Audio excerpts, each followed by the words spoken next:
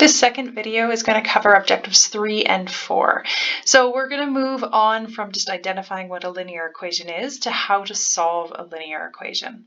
So the first thing we're going to start with is teaching you two properties. These are properties of equality, and we're going to start with the addition property of equality.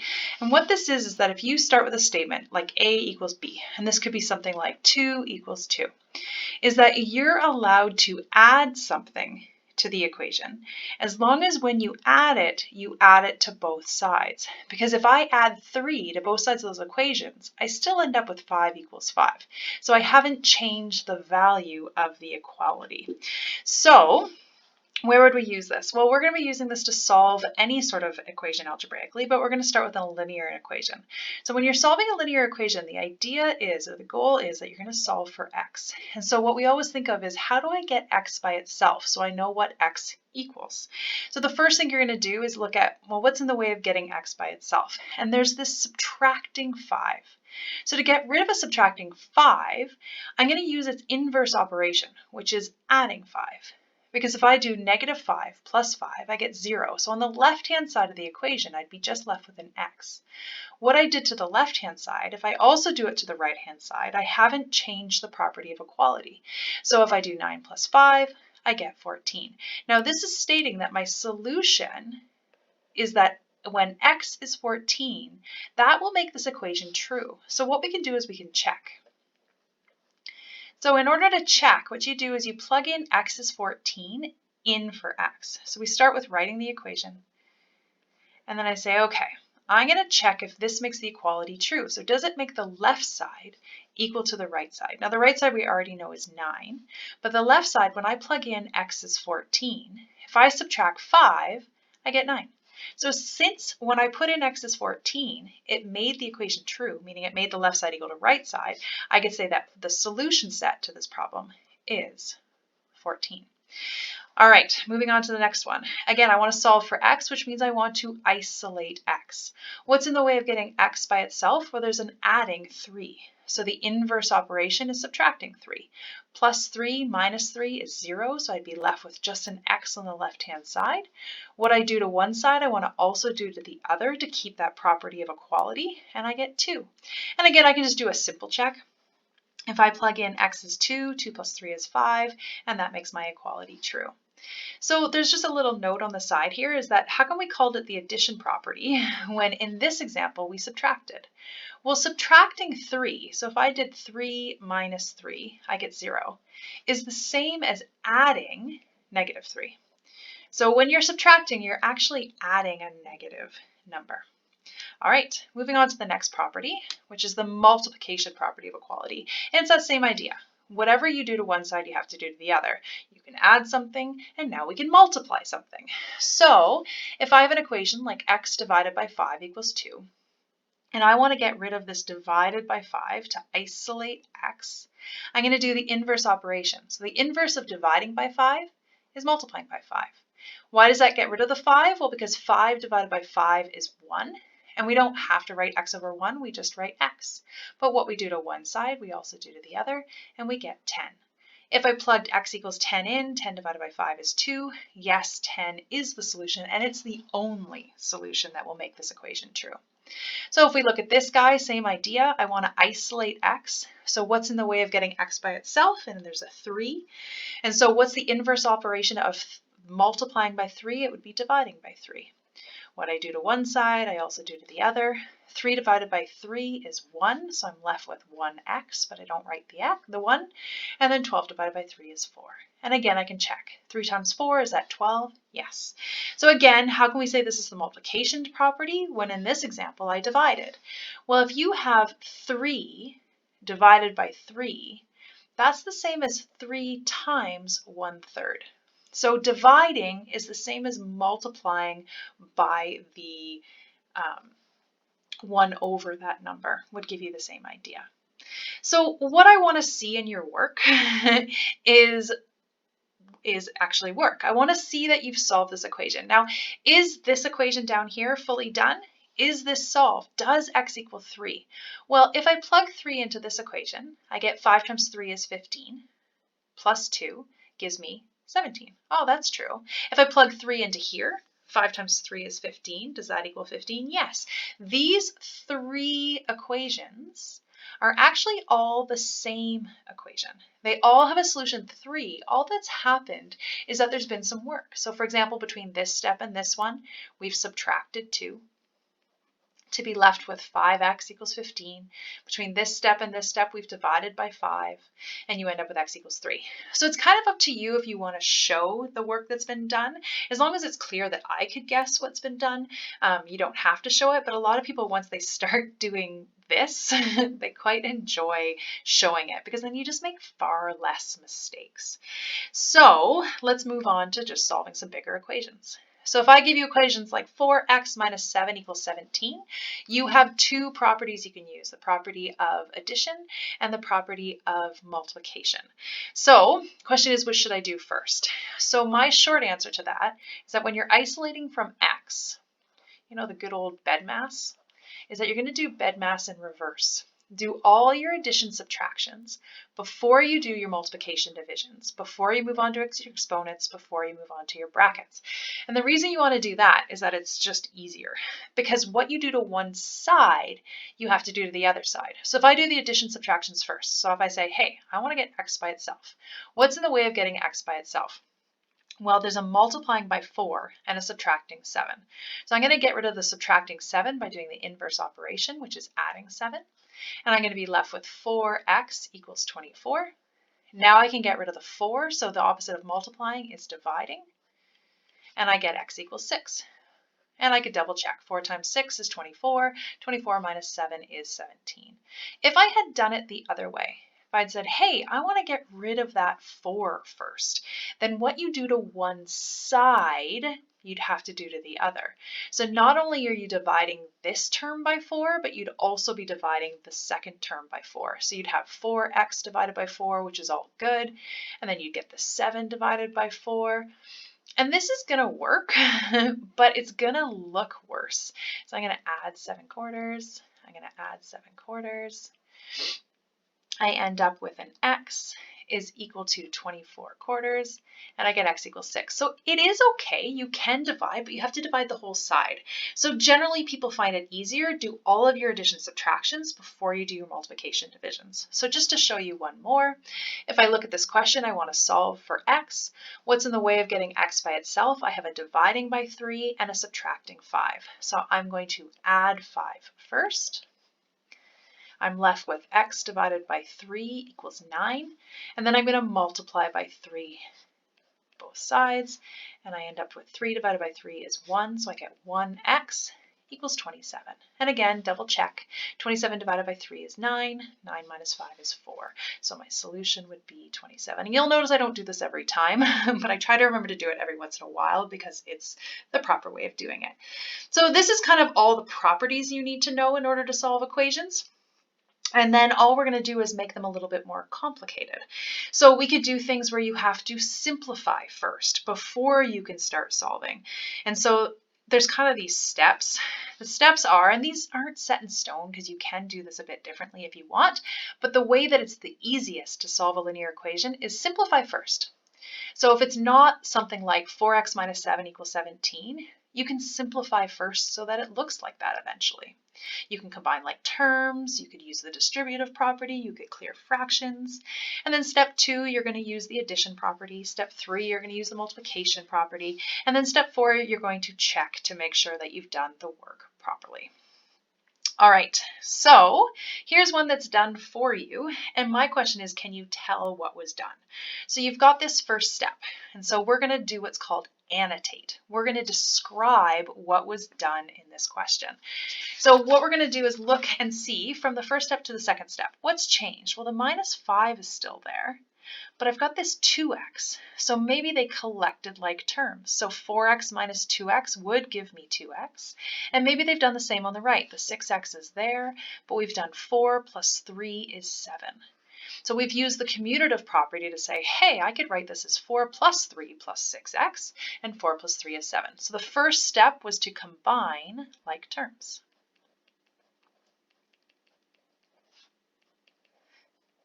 So annotating is describing what was done.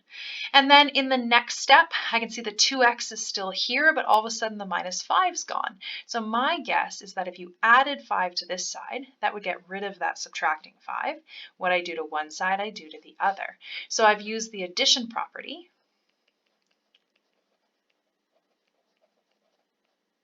Property to move the constant.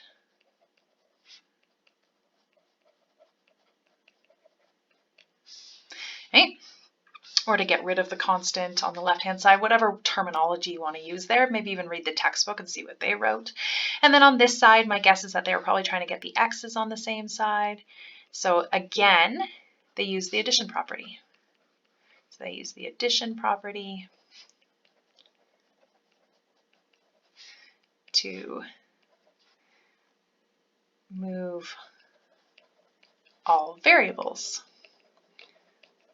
to the left. Right? You can word this lots of different ways and I'll accept it. It's sort of up to you. And then from this step to this step, you can see that they ended up with just the x by themselves. So obviously they wanted to get rid of the negative 4, which is multiplying. So we're going to divide by negative 4. So you end up with 12 divided by negative 4, which is negative 3. So we use the multiplication property to isolate x.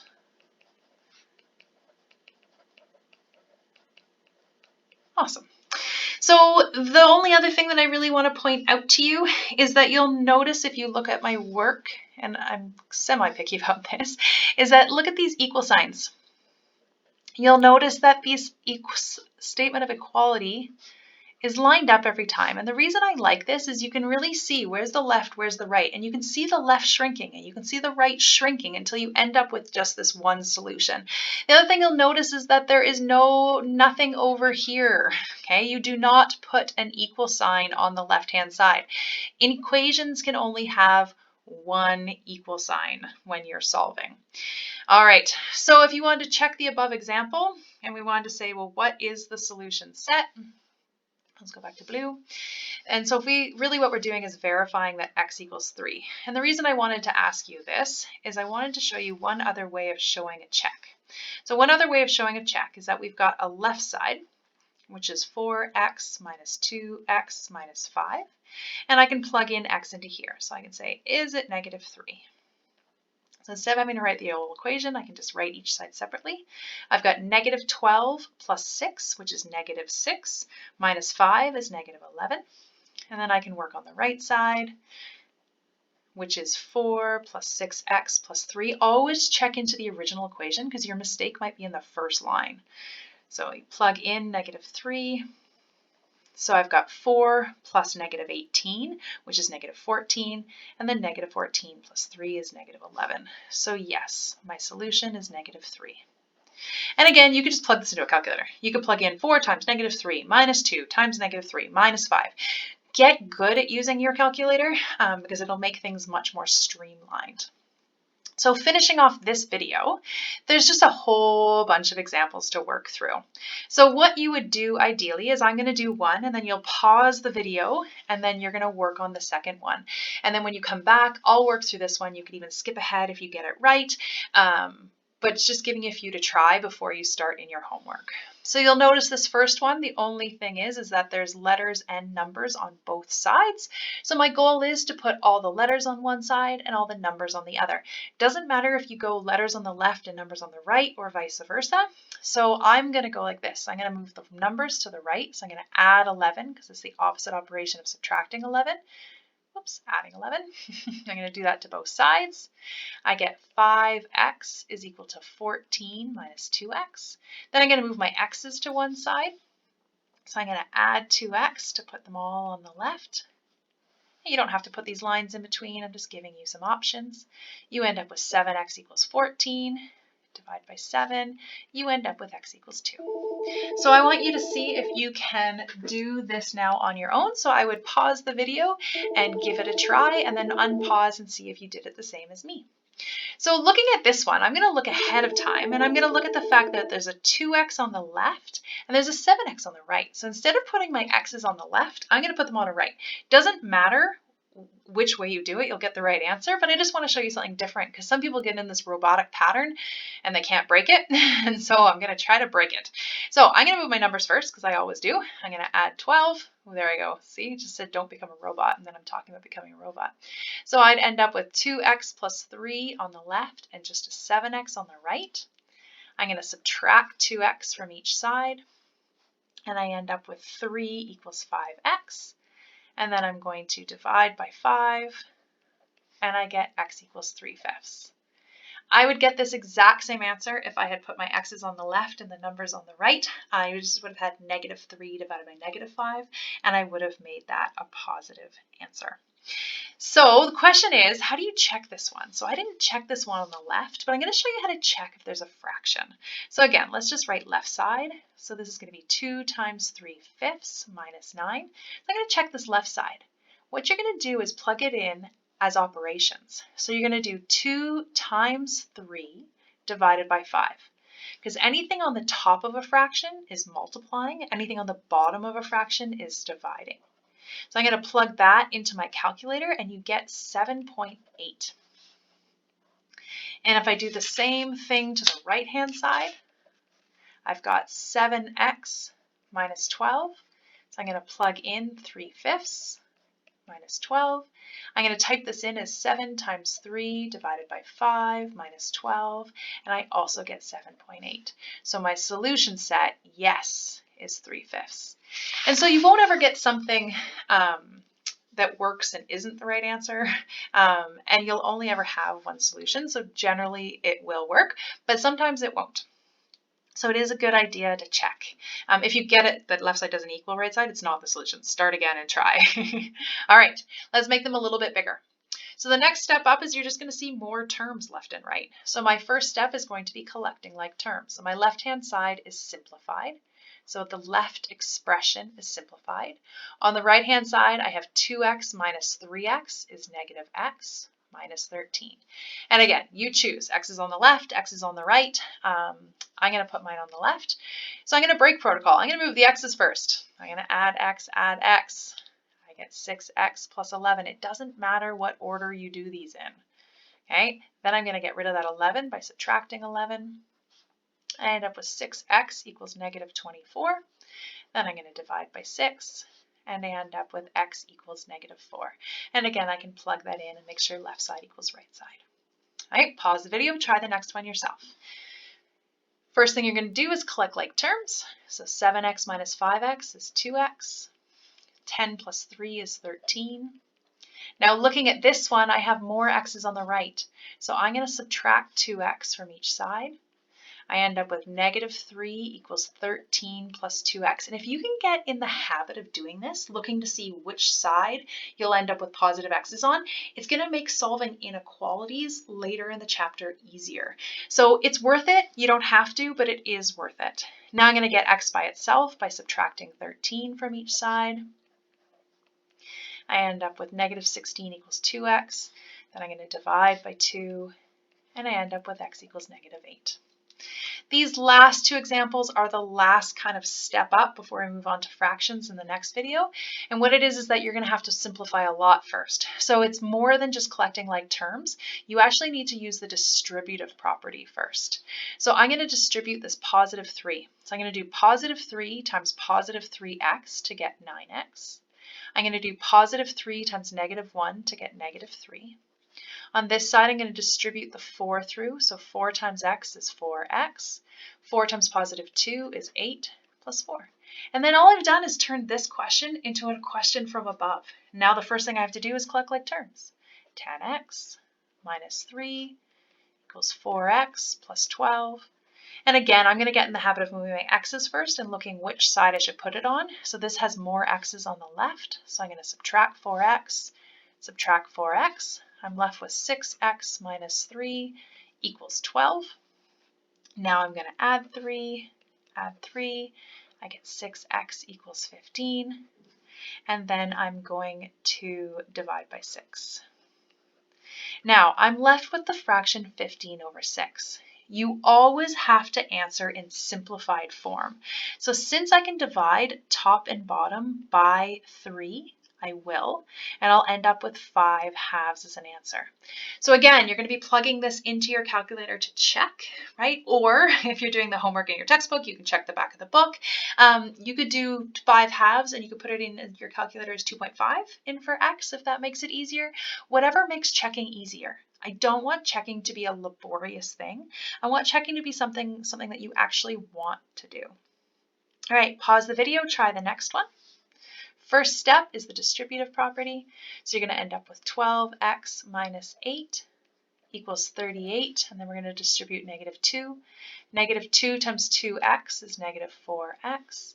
-2 times -1 is +2. Now that I've done the distributive property, I'm going to collect like terms. So I'm going to do 12x minus 8 equals, I've got 38 plus 2 is 40 minus 4x. Now that I've collected like terms, my goal is to put my x's on one side and my numbers on the other. So I'm going to put my x's on the left. So I'm going to add 4x, add 4x. And if you're getting tricky, you could start moving your constants at the same time, but I'm going to go baby steps, one thing at a time. So I end up with 16x minus 8 equals 40. Then I'm going to add 8, add 8. I get 16x equals 48. I should be consistent. If I draw lines, I should keep doing it. It's just kind of nice to know where each step is. And then I'm going to divide by 16. 16 divided by 16 is 1, so I'm left with 1x on the left. And then on the right, 48 divided by 16 is 3. And again, you should plug it in. You go left side, and you'd go 4 times 3 times 3 minus 2. And practice doing this. Practice doing this when you're not on a test, right? You can do it in your head. You can learn how to use brackets in your calculator. Right? I'm going to do it in my head because I don't have a calculator near me, but I've got 9 minus 2 is 7, which gives me 28. I could check the right side, which is 38 minus 2 times 3 minus 1. That I'd be tempted to plug into a calculator. I actually do have a calculator beside me, so I'm going to tell you how I type it in. I type in 38, take away, bracket, 2. Oh, sorry, not bracket, sorry, 38, take away 2, bracket 2 times 3 minus 1, unbracket equals, and I get 28. So the checking doesn't have to be something crazy. Learn how to use your calculator. It's something that I do spend a lot of time in class doing, is watching you plug things in, because people just use calculators so inefficiently that they become more work. That's the end of video number 2. So what I want you to do is make sure you go to your textbook and try some. So I believe you can do up to question 47 at this point in your textbook, but do little chunks. So do this and then come back and watch the third video.